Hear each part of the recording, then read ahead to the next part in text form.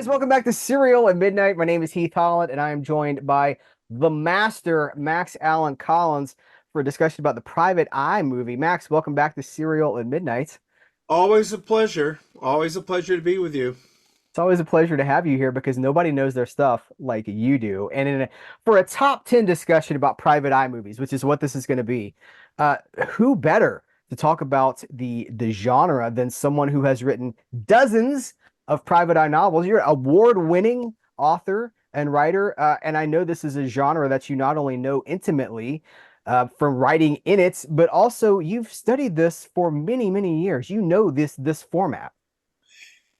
Well, I actually did a book called History of Mystery that was a coffee table. I don't know if you've seen that Heath, but it was a coffee table book where I talked about the various writers that I thought and books that I thought were the most important. My main private eye is a guy named Nate Heller, and they are set in the 20th century. They start around the early 30s and they go up to around 1970 or so. Because I don't really see. There's a lot of things you can say about the 21st century, but noir is not really one of them. I've always kind of objected to the people who love noir, but say private eye films and private eye books are not noir. Whereas I think because a lot of noir, as you know, are about criminals, all the James M. Cain stuff about a couple that's plotting the murder of the rich husband or whatever, and the private eye is a hero. He or she is a hero, even though it's kind of a tarnished knight. They're knights, but they're a bit tarnished. And I like to start today with the Maltese Falcon. Why is the Maltese Falcon at the top of your list? Well, you got to go back to the book. The book, which is published in I think 29, and had been serialized in the famous pulp magazine Black Mask, and it had been made into a movie in 1931 with Ricardo Cortez, which is actually not a bad movie. But they did a lot of, as you know, they did a lot of remakes in those years because there was no television to recycle the stuff. So a lot of things just 10 years later, even things that weren't that good sometimes, just got remade. And this was right at the point where Humphrey Bogart was moving into, more of hero roles. He'd just done, I think, High Sierra, and where he was a bad guy, but he was a good bad guy.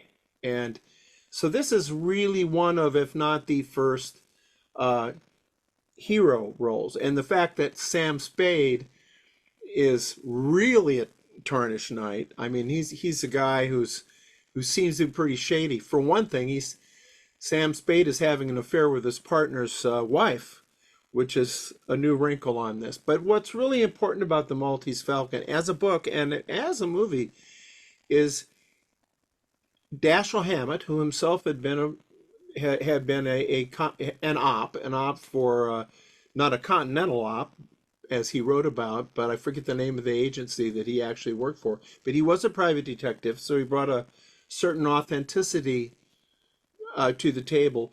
But in the Maltese Falcon, you have essentially the first really traditional private eye novel ever. And all of the things, I don't love the word tropes, but you almost have to use it.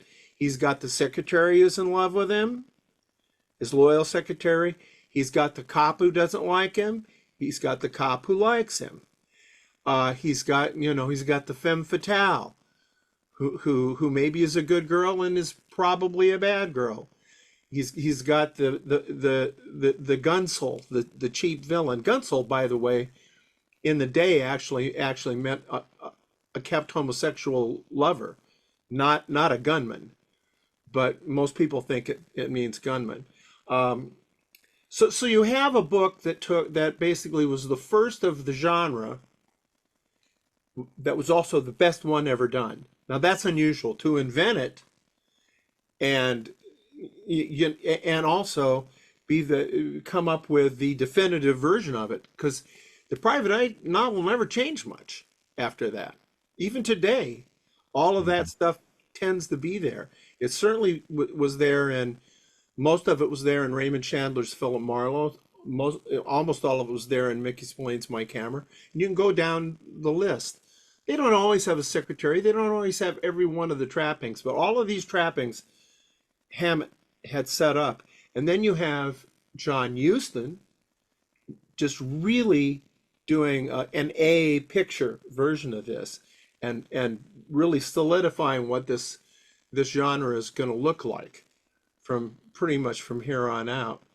And one of the things I love, one of the possibly apocryphal stories I love, is that when Huston, who was a young man at that point, very young man, got this assignment because he'd been a screenwriter and a really good one, and he kind of got the reward of, well, we'll try out on directing. And so he takes, I hope this is true. I don't care if it's true, but he takes the book and he hands it to his secretary at Warner Brothers and says, just set this up in, it's very heavy with dialogue. Just set the dialogue up for me so I can read it. And when it came back, supposedly, it got into the hands of some of the producers involved in the movie, and they said, well, this is a great script. You need to shoot this. So basically, Huston shot the book. Now that's really unusual in Hollywood, even today. And I know the great mystery writer Donald Lee Westlake, and I said to him, do you know I've actually followed the movie along in the book. He said, so have I. And because you could just follow it along. There's a few scenes missing. There's a striptease scene that they did not put in. It was in the earlier one because that was pre-code. Mm-hmm. But Yeah. so really this is what it all flows from. And there's not an action scene in this. I mean, he takes a gun away from a guy, from Peter Lorre. What can I say? So anyway, that is one of those movies that I can watch it any day, any time of day, any day. I'm in. The other movie, the second movie on my list, is Chinatown.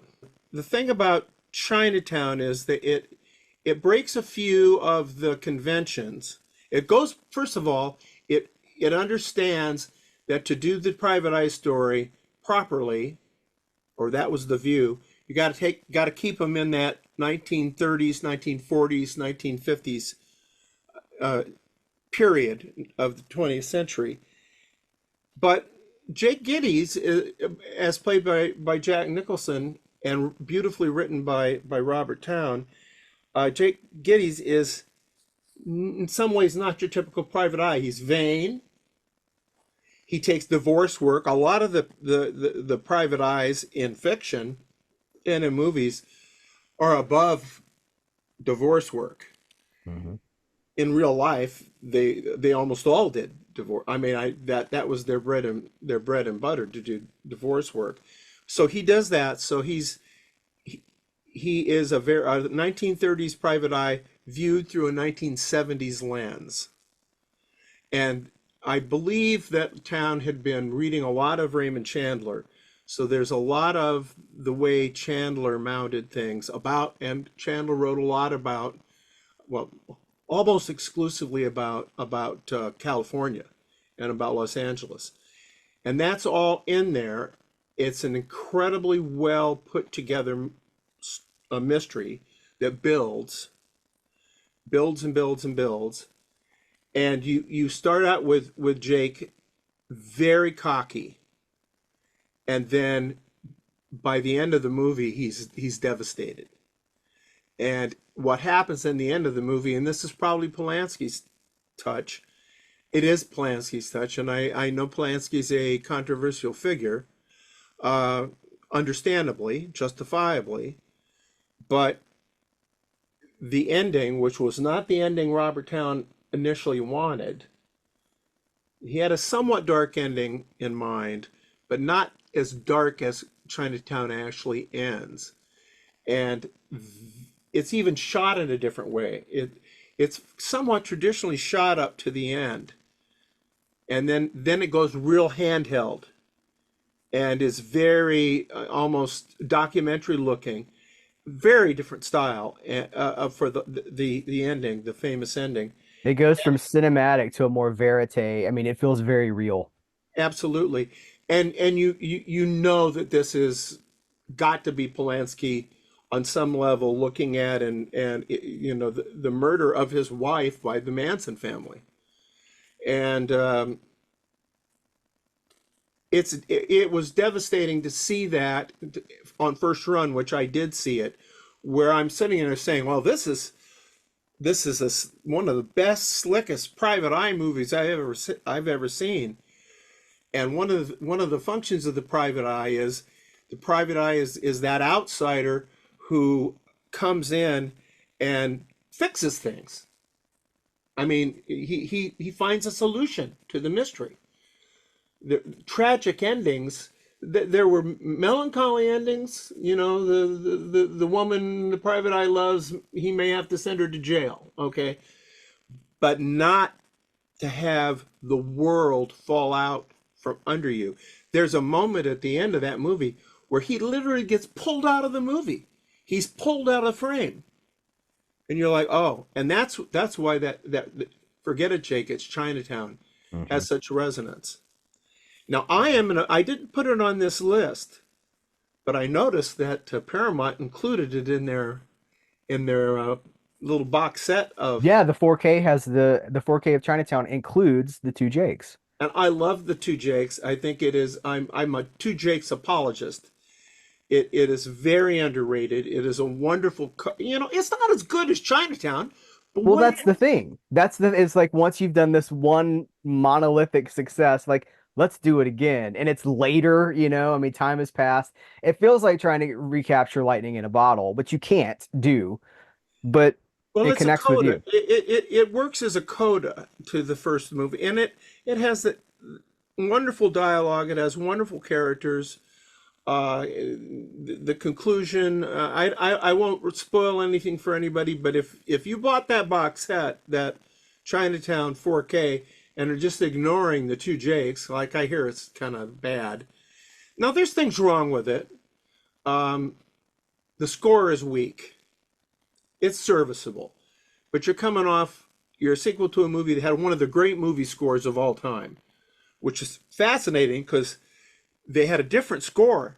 I don't know if you know about that. They had a different score, and they had a screening of it. It was already booked in all the theaters.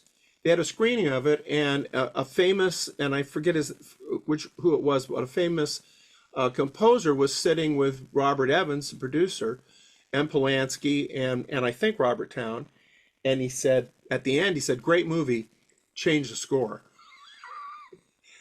And they went to Goldsmith, and supposedly Goldsmith changed it, wrote a new score, that phenomenal trumpet, melancholy trumpet score, in 9 days.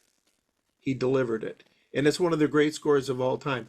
And this movie, where they had all the time in the world to do the score, it's just serviceable. And so it's not perfect, but it's his script, it's Town's script, and it's a good story, a good mystery. I've read the script, and it seems like it got cut a little bit to fit into a closer to a 2 hour format. If Mhm. you're reading the script, it's, if not a masterpiece, it's impressive. It's very impressive. But to really understand now what you're saying about, well, why do we go back and try to catch lightning in a bottle? But the plan, as you probably know, was to do 3 movies, Yeah. and this was the middle movie. But it didn't get, it got at least weak reviews, and it wasn't seen much. We're talking all about the Two Jakes who aren't on my best of list, or my favorites list. Well, but it does flow naturally from Chinatown. And It what I does. just want to inject really quick here, what could have been when we think about, Hollywood is built around the movies that it made, but think about all the movies that Hollywood didn't make. And if Nicholson could have come back for a third movie, even now, I'm like, wouldn't it be a great final act for Nicholson to come out and do like Jake as Well, an 80-year-old guy or whatever, absolutely. unrecognized, not recognizing the world around him and feeling irrelevant and feeling like everything has passed him by and wrestling with that. The last Indiana Jones movie kind of tried to deal with some of those themes of like, I'm a dinosaur in this world I don't recognize. What if Yes. Nicholson, who has become this, this, courtside at a basketball game, Yeah. that's what we know him for now. If he could reclaim what made him so great to begin with, it won't happen, but what if it could? I'd be in the seat next to you Yeah. opening night. I'd want to see that. Should we Now, talk about Spillane? well, Kiss Me Deadly is on the list, and people will who know me and my work will not be surprised that it is. One of the crowning achievements of my career is that Mickey Spillane, the creator of Mike Hammer, in his last days asked me to complete his unfinished material, and I've actually co-authored essentially about, I think, coming up on the 14th and final of the Mike Hammer novel that has both my name and his name on it. And I've loved doing that, and it's been an incredible experience. He was extremely controversial in the day. He was considered a dirty book. Kids read him under the covers. He's with a flashlight. He's referenced in the first episode of Happy Days. It's the book. I, the Jury is the book. They're all the boys are passing around. He was a real pop cultural touchstone of that era. He was kind of the Elvis Presley of crime fiction, and that big. He was huge. He was absolutely huge and feared and hated, and there was a lot of jealousy in the mystery community. I Well, mean, he was degrading the moral fiber of yeah, America. and about time. But what's interesting about Kiss Me Deadly, which is directed by Robert Aldrich and A.I. Bezzarides, he was a great crime writer, did the screenplay, and it was 1955, which was really prime time of Spillane's popularity, and they had done I, the Jury, which we will talk about a little bit later, uh, very much in a traditional private eye fashion. But they in 55, you're starting to 55, you can kind of see 1960 coming. And so they really modernized the look of things. He has an answer machine, first answer machine anybody ever saw. Drives a sporty little car, not a heap, like Mike Hammer in the books. He drives a sporty little car. There's hot and cold running women everywhere. He's not that interested.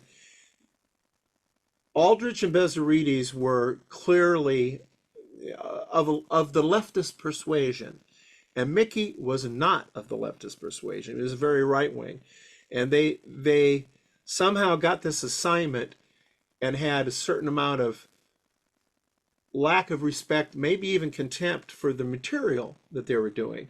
And there's an interesting push pull in that movie because you know that your audience that comes loves loves the raw material, so he's got to still be the best man in his world, which makes the rest of the world pretty sleazy. Hmm. It's a fascinating look at Mike Hammer because they set out to criticize him and along the way bring like a 1950s paperback to life. It's just like they opened the book up and all these images and all this film noir stuff circa mid 50s came out. It's one of the three movies I've mentioned so far are stone favorites of mine. These are the kind that you turn it on and we're in the middle of Kiss Me Deadly. I'll watch the rest of it. I mean that's just how I roll on that. Was this the movie that Mickey didn't like, but that you said had a lot of merit, and he turned around on it? Yeah, what we were at the I did a documentary which is I'm gonna plug it. VCI has brought it out. It's called My Camera's Mickey Spillane. And I got Mickey to sit down, and we had like 5 hours of interview footage with him, and so I think it's really a definitive documentary on his It's life. And great. Yes. I'm very proud of it. We did an updated version of it for VCI, but so Mickey and I were very good friends. Mickey was my my son Nathan's godfather. I mean, and so I've been going down to visit him where he lived in South Carolina for I don't know 20 years. We were good we were good friends, which is amazing when your hero, your idol, which he was, actually becomes your friend. Um, and that I is know a little bit about that, Max. oh, I don't think so.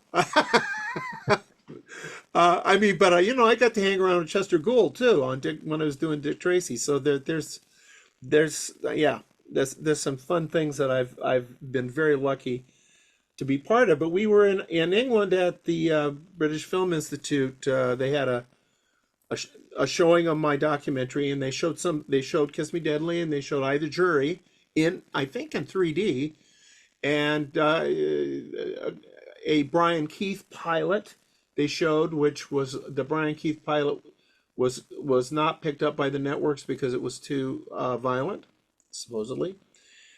And so you won't believe this, but I was on stage with Mickey, and the interviewer was very knowledgeable. Uh, I kept my mouth shut. I know that's difficult to, you know, to imagine, but I thought if you got Mickey Spillane there and you got a knowledgeable interviewer, I just going to sit here and I'm just going to listen. The interviewer, though, at one point turned to me and said, "I understand you and Mickey have. There's one thing you really disagree on, and that's Kiss Me Deadly." And I said, "Yes." I basically said, "Mickey's wrong. Kiss Me Deadly is a great movie, and if you're a mystery writer, if you want to endure, have a legacy, you better have at least one really great movie done about from your work that will lead people in the future to go look at the books." That I said at the time, I said, "I'm not sure we'd be reading Hammett to the degree we are if Houston hadn't made The Maltese Falcon in 1941." And I mentioned that, Murder My Sweet and The Big Sleep for Raymond Chandler, and then Agatha Christie got a real shot in the arm when Murder in the Orient Express came out, and not the current one, not the one from a couple years ago, but the one with Albert Finney, and that there was an explosion of Christie movies and a TV show, a great TV show, and I said, "This is how you last in the culture, and and Mickey will last in part because of the movie Kiss Me Deadly." And while I'm spouting this, I see him just looking at me, and he has the funniest look on his face. He's just very narrow-eyed, and he's like, you could see it dawning on him, like, this son of a bitch is right, And so the next time he was interviewed about the movies that had been made, they said to him, "Well, who's your favorite screen Mike Hammer?" Now he had played Mike Hammer in The Girl Hunters, and he said, well, basically he said, "Next to me, Ralph Meeker." And Ralph Meeker, of course, was in Kiss Me Deadly. So he stopped bad mouthing Kiss Me Deadly and started praising it. So among my many accomplishments in life is I turned Mickey Spillane around on Kiss Me Deadly, Yeah, which I love, which I that's a love. great story. I love that story. Um, should we talk about Murder My Sweet? You mentioned it just a second ago. Murder My Sweet's fabulous. It's actually very noir drenched in terms of the look of it, the visual style of it. It's Edward Dmytryk, who's kind of a controversial director because of the Hollywood blacklist. But he really tried to capture the metaphorical style of Chandler. The poetic, the dark poetry of Raymond Chandler. And what really makes the movie interesting in Hollywood terms is its star, Dick Powell, because Dick Powell had been, the light tenor, and yeah, Yeah, yeah, I'm I'm da I'm doing my dancing yeah, for the. he's the light tenor in Busby Berkeley musicals. He's the boyish lead in a Abbott and Costello musical. And he took it upon himself he was a big star. He took it upon himself to to change in midstream. I'm not going to be that guy anymore.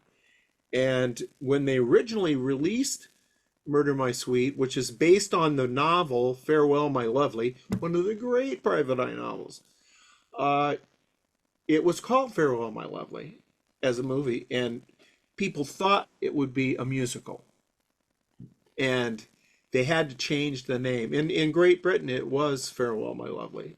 Around the world, it was Farewell My Lovely, but in America, it was Murder My Sweet, which is a damn good title, to tell you the Hmm. truth. Yeah. And it really caught the same, the same vibe. It's a wonderful movie, and Powell is incredible, and I consider him the best screen Marlowe. He alone of the various Marlowes, and there've been some good ones. Like James Garner was basically his Marlowe was the preliminary sketch for Jim Rockford. The way he played Marlowe is there's even some repeated dialogue in the Rockford in the Rockford pilot that came from the movie Marlowe, which is based on the Little Sister. He says there's a bunch of guys getting ready to beat him up, and he stops, and Garner says, "Does your mother know what you do for a living?" And that was in the Marlowe movie. So there were some good Philip Marlowes besides Dick Powell, but Dick Powell really got the smartass aspect of Philip Marlowe. There's a famous moment where there's a statue of Cupid, and he lights like a kitchen match off of Cupid's ass, and lights his cigarette up. And that to me was the key moment. It's a really, really, really good movie. Now that's a movie from 44, but there was a movie in the 70s, I think in 75, a year after Chinatown, where they did Farewell My Lovely with Robert Mitchum, and he was terrific. It's a really good movie, but it suffers a little bit from obviously being, well, let's do Chinatown. Chinatown was doing Raymond Chandler, and Chinatown was a big hit, so we'll do a real Raymond Chandler story, and so it's a little over the top.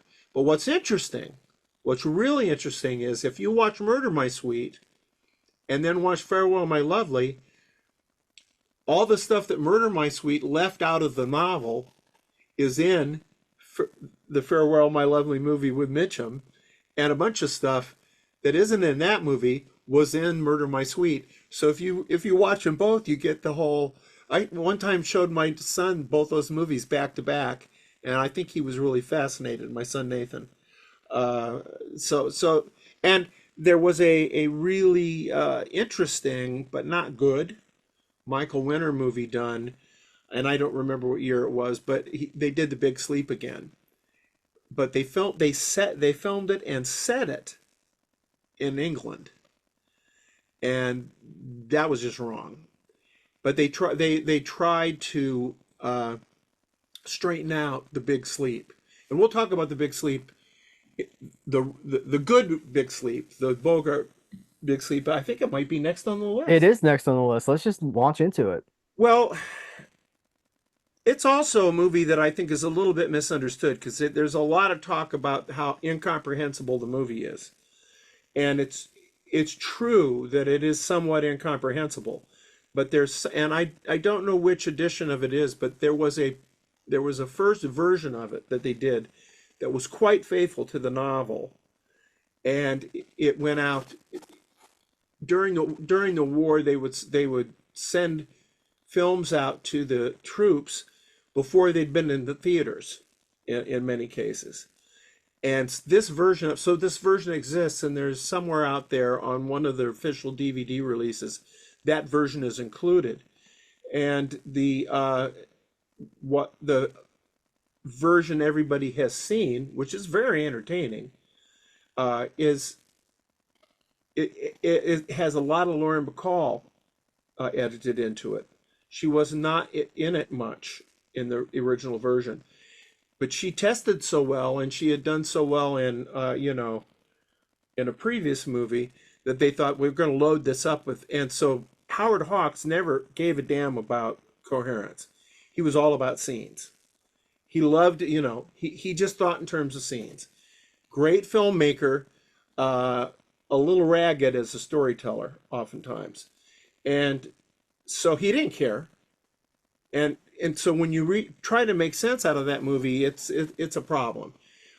The other thing is that Bogart is very Bogart in that movie. There's no real attempt to paint a picture of Philip Marlowe, the private detective, the way that, for example, Dick Powell did. Uh, it is a movie to be relished. I'm talking about the 44 version of it. A movie to be relished and enjoyed, but not understood. Yeah. Not in the top three for a reason, is what I'm Yeah, hearing. yeah. And I want to talk about Eye of the Jury now, which is a very underrated movie, 1953. That's prime time when Mickey Spillane was popular. I mean, he was Stephen King of his day. To understand the level of his success, they started publishing companies to provide people with books that were like Mickey Spillane books. That's where gold medal books started, was to give Spillane style material to an audience, because Mickey wasn't writing enough for them to satisfy them. So this is prime time. Mickey never liked this movie. Again, he was wrong. Uh, the actor Biff Elliott played Mike Hammer and had been signed to do a whole bunch of Mike Hammer movies. Was not warmly received by the public, but if you watch it now, he's a pretty darn good Mike Hammer. I mean, he's very tough. He's not incredibly smart, and that's okay, because nobody ever accused Mike Hammer of being a rocket scientist. And it's full of beautiful women. Peggy Castle, for example, Margaret Sheridan, who was in The Thing. It's a wonderful actress, and it's in 3D, and the 3D cinematography is by John Alton. And if we're talking film noir, he's the king. He's the He king. is the guy. Yeah, He's the the guy. guy. He's the guy. And it's very faithful to the book. It's a little bit incoherent because they were dodging some Breen office problems with prostitution and drugs, and so it ends up being like about stolen jewels, and you're like, well, why are all these drug addicts running around in a stolen jewels story? But it's very faithful, and I think people were disappointed because the famous ending is that, and this is a spoiler alert, but the famous ending is that the femme fatale, who Mike Hammer loves but has never had relations with, strips in front of him to seduce him so he doesn't kill her, because he has sworn he will kill the person who killed his army buddy, his army buddy had given an arm, saving Mike Hammer's life overseas.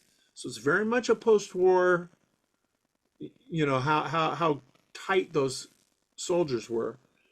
And he has sworn whoever did it, and it's her, and he shoots her, as Mickey liked to say, right in the belly button. I know. And she was reaching for a gun in herself behind her Yeah. back. Now, in 1953, do you think we got a nude scene like that? No. No. Now, the posters implied she was stripping, but she basically takes her shoes off in the so you've really done a bait and switch on that 1953 audience. Those men are waiting for Peggy Castle to take her clothes off. They're idiots to think that would happen. But that was probably the single thing in that book that made Mike Hammer and Mickey Spillane household words. And the last line is very famous because she says to him, his lover says to him, "How could you?" And he says, "It was easy." Very famous last line. And that comes across. And I think Biff Elliott did an excellent job. And probably, you take somebody like Stacy Keach, who was really good on the TV show, but there's a tongue-in-cheek aspect to everything they did. And that's fine. It's a take.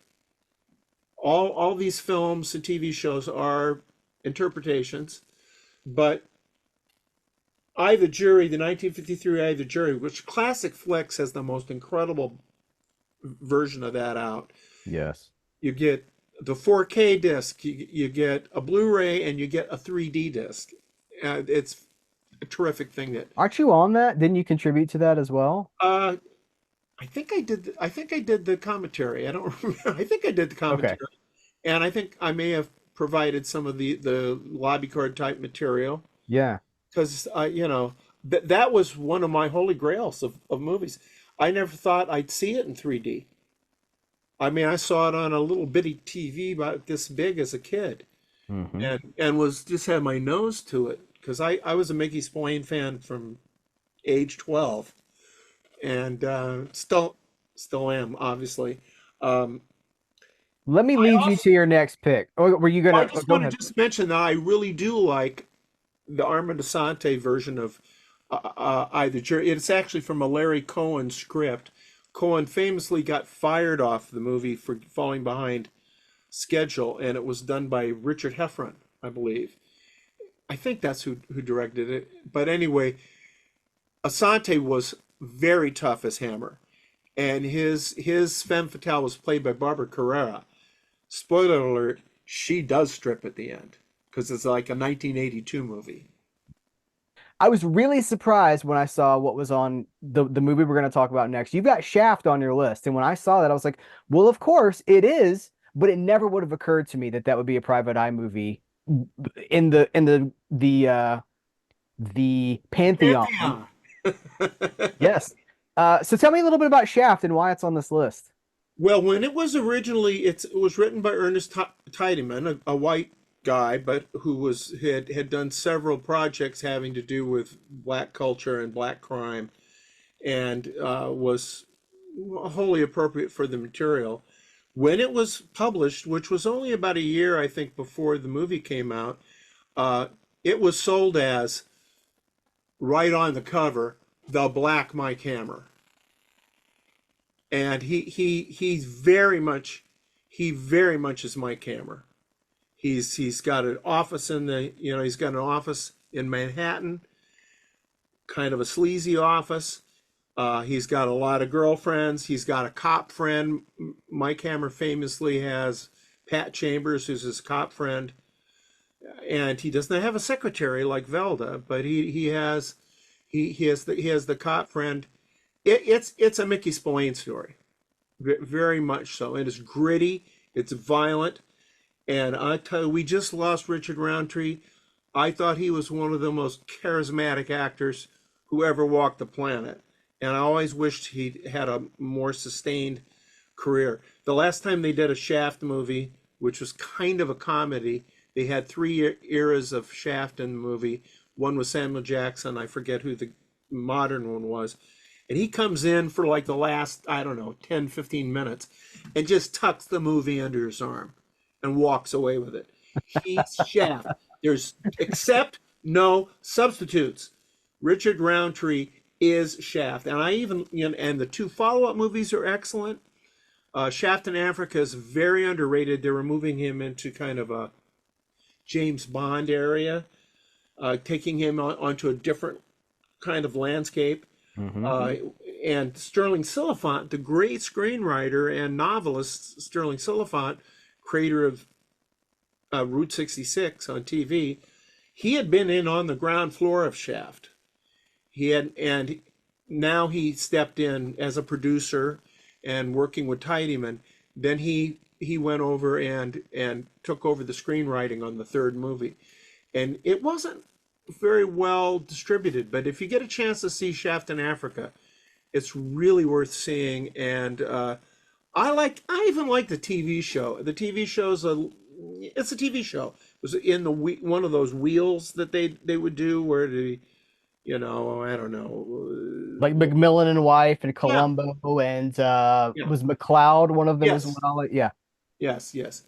No, so I think he's amazing. And then of course the first two movies were Gordon Parks, and then you have who was a great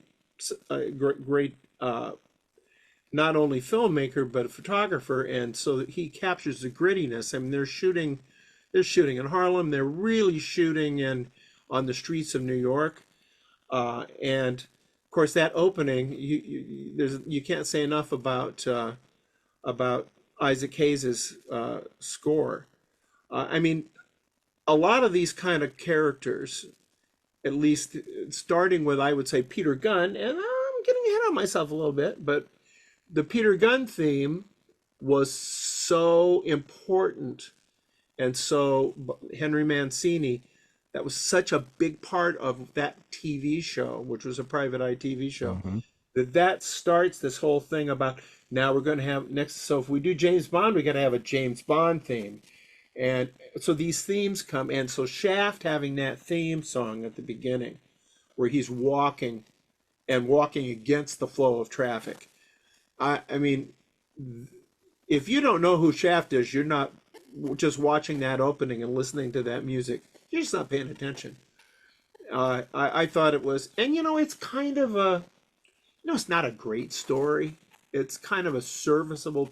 If it was a white guy, Private Eye, you might think it was just a serviceable Private Eye story, but the grittiness and the, having the Black Panthers in it, and a black, a black Godfather character, Hmm. and and then this really interesting uh, relationship between the white cop, homicide detective, and Shaft. Yeah, it's I've seen it, probably seen that movie 12 times. I mean, it's a wonderful movie. Tell me why Devil in a Blue Dress. Let's talk about Devil in a Blue Dress.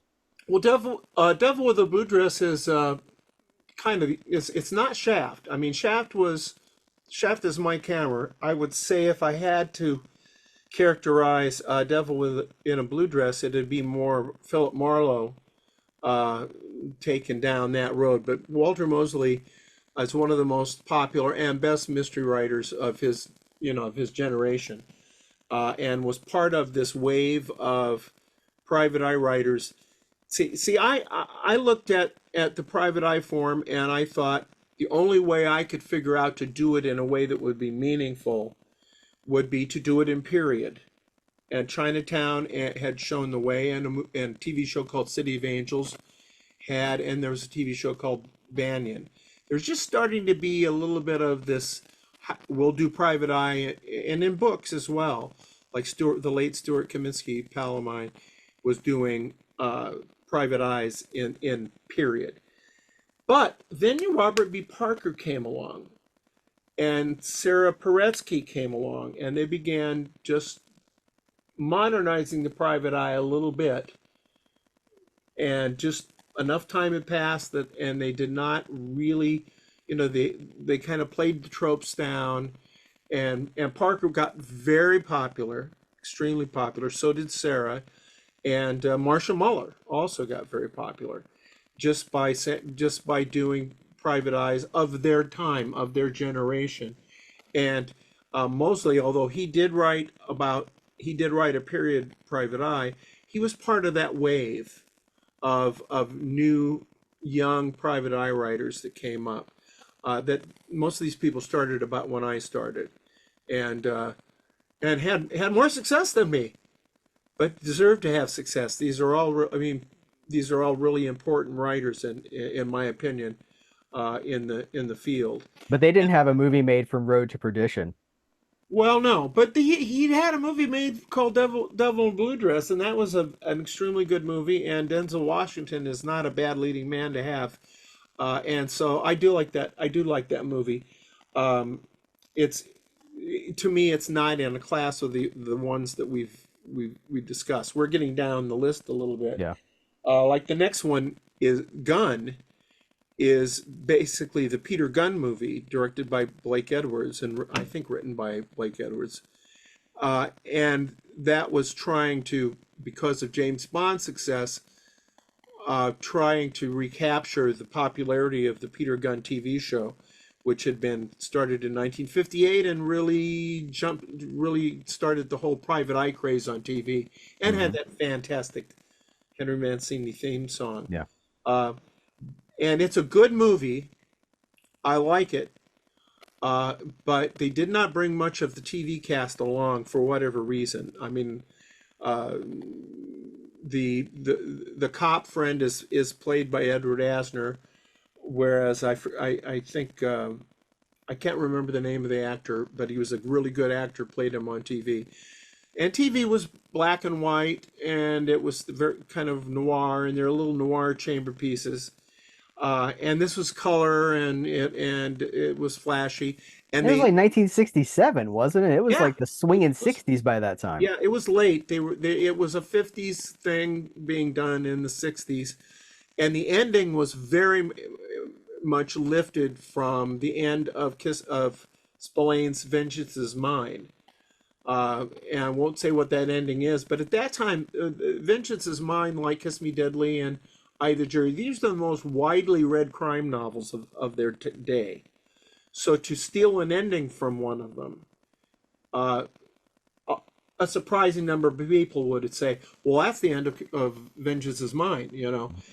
Wouldn't probably react, people wouldn't react that way today to it because of the fact that Spillane isn't unfortunately read as much as he used to be, although he's still read to some degree. But it's still a Peter Gunn movie, and Peter Gunn was a big deal in the history of Private Eyes, so it makes my list. Now, probably I should have put Harper. Should not be the last one on the list because that's Paul Newman playing a private eye. I really like Harper. Yeah, it's a good movie, and it's a William Goldman screenplay, I believe. And he did a second Harper movie. Now, I should say, Ross MacDonald's novels are about a character called Lou Archer, but they changed it to Harper, supposedly, if this is to be believed, because Newman had a run of movies that started with the letter H that had been popular, like HUD, for example. And that seems weird to me, Yeah. but that's the story that's been out there for years and years.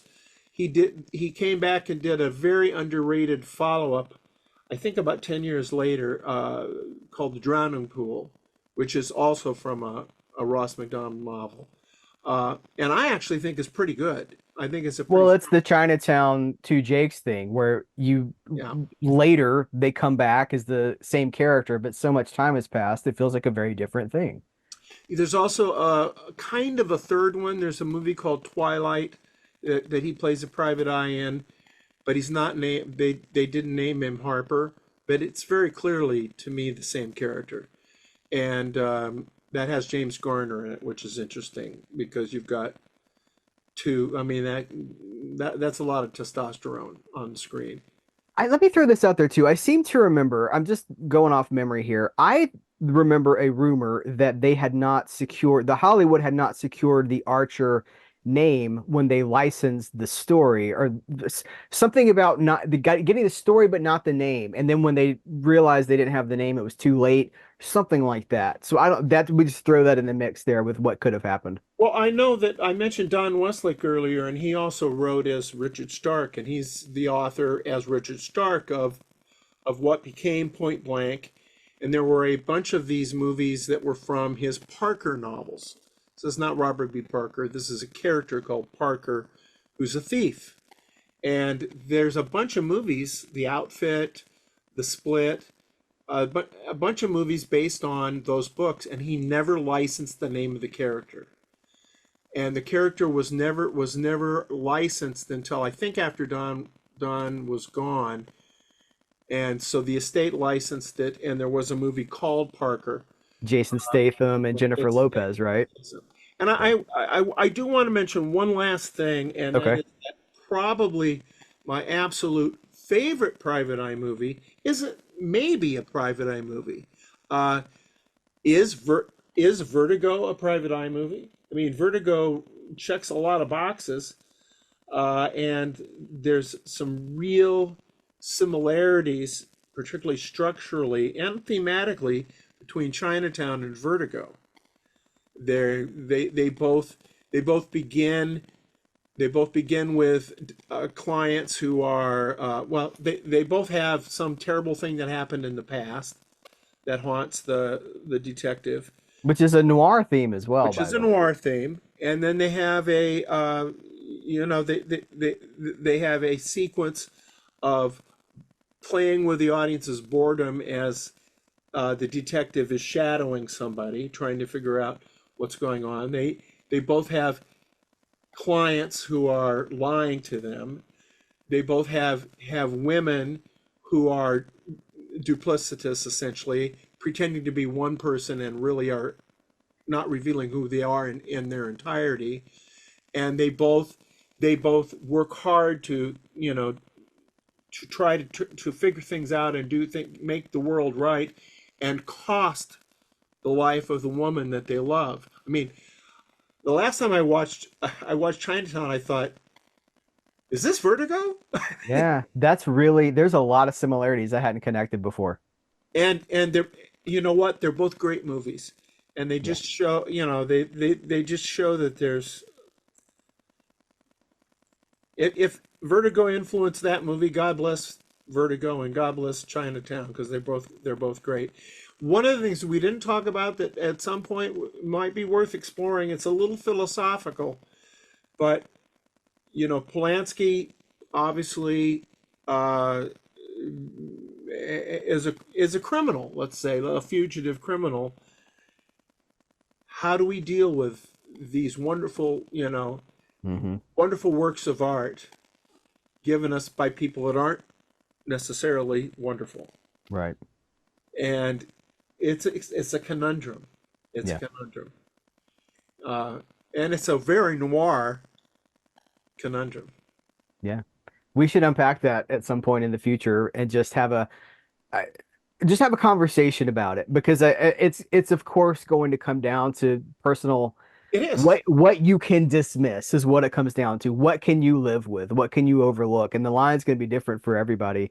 But I know there's a lot of people that tell me, "Oh, I can't watch," and then whatever because Yeah. of a person that's involved with it. I'm like, "Well, that's a shame because that one person, of course, did have a creative hand in this, but so did hundreds of other people. And writers and editors and composers and cinematographers, you're writing all of them off now because of the actions of one person."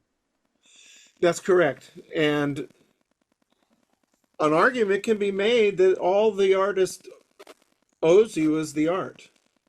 This has been an incredible conversation, first of all, and we've given people a lot of movies to go explore. We want to encourage them to mention your favorite audience. You guys mention your favorite Private Eye movies in the comments below. This is a continuing conversation, so jump in and share your thoughts on this stuff. Max, what's the newest? You've got the radio drama, the podcast drama is in production right now. It is being recorded as we speak. Yes, our mutual friend Robert Meyer Burnett is the director, and it's imagination connoisseurs are putting this together, and it is just sort of like it. I'd almost say it's out of control, except they're controlling it extremely well. But I mean, the cast we have, and I can't really say who they all are, but I mean, I know everybody in this cast, and it's a cast of like 40. It's a 10 episode adaptation that I did myself of my first Nathan Heller novel, True Detective, and it's called True Noir: The Assassination of Anton Cermak. And I've been sitting in on some of the by Zoom. I've been sitting in on some of the recording sessions, and it's just amazing to hear this come to life. And I think it's going to be one of the best things that I've ever been associated with. It's really a movie for the ears. I mean, it's just incredible. So I can only take some credit for it, but it is my script. They had the sense to say, we want you to do it, and there will probably be about 35-minute episodes, and 10 of them, and extremely excited about this I project. can't wait to hear them. Thank you for asking. Yes. As we're closing, anything else you want to? Well, I'll put links in the description of this for everything we've talked about in the past and for all, the website, books and things as well. But anything else you want to hit before we say goodbye? Well, there's too many bullets as the current Nathan Heller, and Which I love.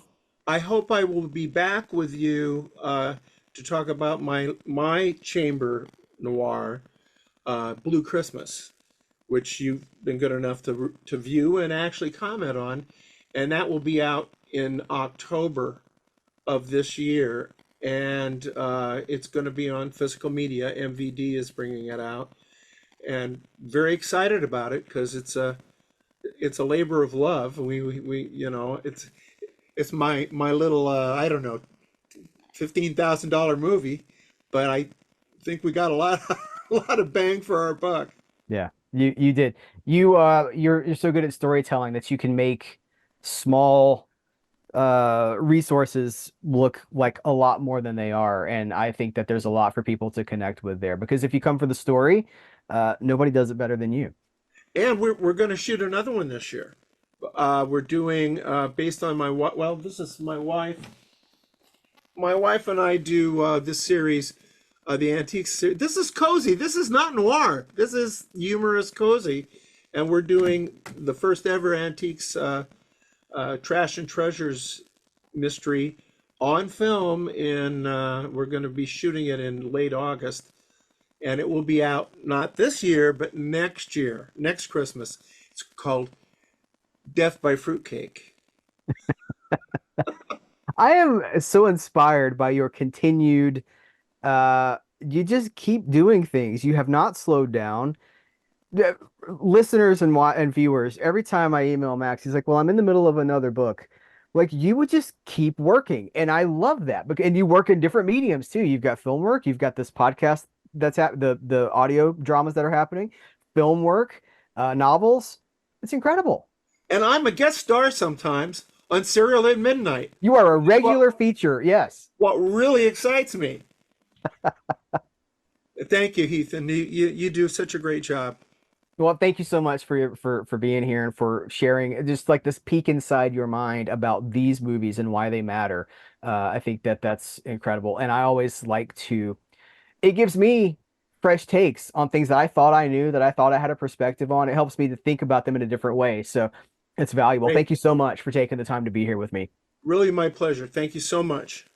Until next time. Until next time.